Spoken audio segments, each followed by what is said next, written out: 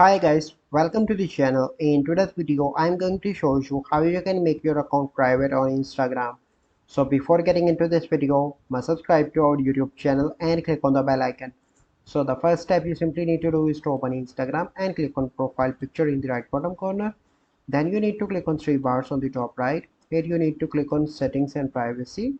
And the first step you simply need to click on creator tools and controls.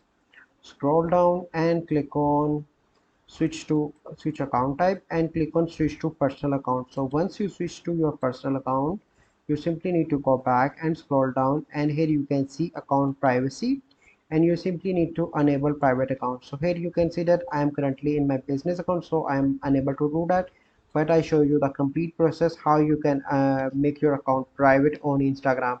So I hope you find this video helpful. If you find this video helpful, must like this video, subscribe to our YouTube channel for future videos. We'll see you in the next video.